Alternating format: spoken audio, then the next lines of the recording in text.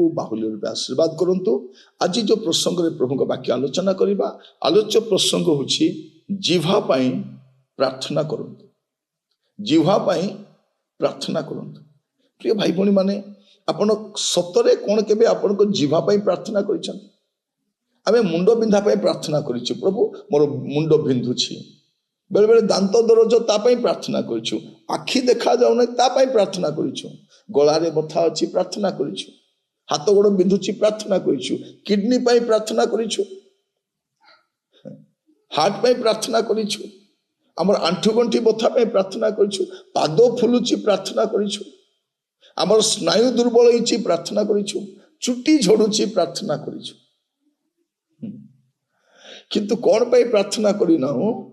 दांत दरज पाई प्रार्थना तो करिछु, किंतु दांत भितर आउ जण अछि जिह्वा, ता पाई प्रार्थना आवश्यक अछि। प्रिय भाई बहन माने जिह्वा पाई प्रार्थना करंतु। कारण याकूब जहाँ लिखुछंती, याकूब 3 अध्याय तर 5 पदरु 10 पद मु पढुछि। सेही परि जिह्वा मध्य गोटे क्षुद्र अंग, किंतु महागर्वर कथा कहे। देखो केड़े क्षुद्र अग्निकणिका द्वारा केड़े बड़ अरण्य रे निया लगी जाए। जिह्वा मध्य अग्निशिखा स्वरूप, अग्निस्वरूप आम मानकर अंग समूह मध्य समस्त अधर्मर मूलाधार रूपे अवस्थित, ता समस्त शरीर को असुचि करे और निजे नरकानल रे प्रज्वलित होई प्रकृतिर चक्र को जलाए। कारण समस्त प्रकार पशु पक्षी सरीसृप और जलचर प्राणी मानू मानव द्वारा बसरे रखा जाई पारे, पुणी बसरे रखा जाई अछि, किंतु जिह्वा को कहीं बसरे रखी पारे नहीं। अनिष्ट साधन रे ताहार विराम नहीं, मारात्मक गरल रे ताहा परिपूर्ण। एतद्वारा आम्भे माने प्रभु और पितांकर धन्यवाद करिथाउ, पुणी तो द्वारा ईश्वर को सदृश सृष्ट मनुष्य को अभिशाप दे था। एक मुखर धन्यवाद अभिशाप निर्गत हुए। हे मोर भाई माने एपरि हेबा उचित नुहे। एठी आमे देखु गोटे लंबा विषय, केवल ए 5 पदरु आमे देखि आसु 10 पद मध्य रे पूरा केवल जिह्वार कहानी लिखाई छी। माने गोटे एसे लिखला भलिया कंप्लीट जिह्वार विषय लिखुछ। आ एई जिह्वा विषय रे आमे केते प्रार्थना करिछो। कौन लिखा जाउछि? या महागर्वर कथा कहे, ये निया लगाई दिए, ये शरीर मध्य शरीर को असुचि करे, अधर्मर मूलाधार ये, ताकू कहीं बसरे रखी पारे नहीं, ये मारात्मक गरल रे परिपूर्ण, ये अभिशाप दिए। प्रिय माने एते समस्या अछि। ये जिह्वा विषय प्रेयर पॉइंट देखंतु। ए जिह्वा पाई आमे कौन कौन प्रार्थना करिबा, ए प्रेयर पॉइंट टा लिखंतु।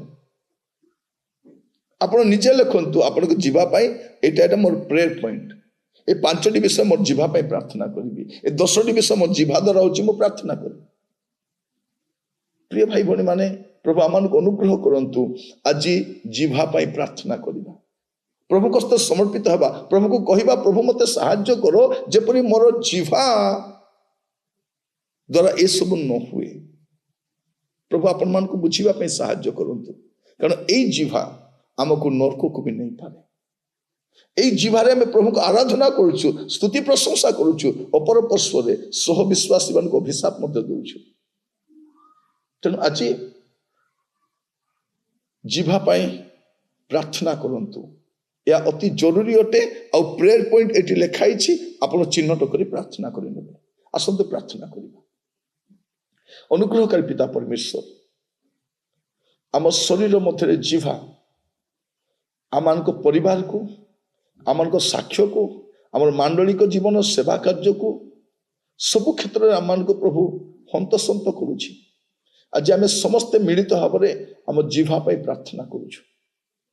प्रभु अनुग्रह कर, प्रभु धार्मिक जिह्वा, विश्वास जिह्वा जो प्रकार हेबा कथा सेपरि हेबा पाई सहाय्य करंतु।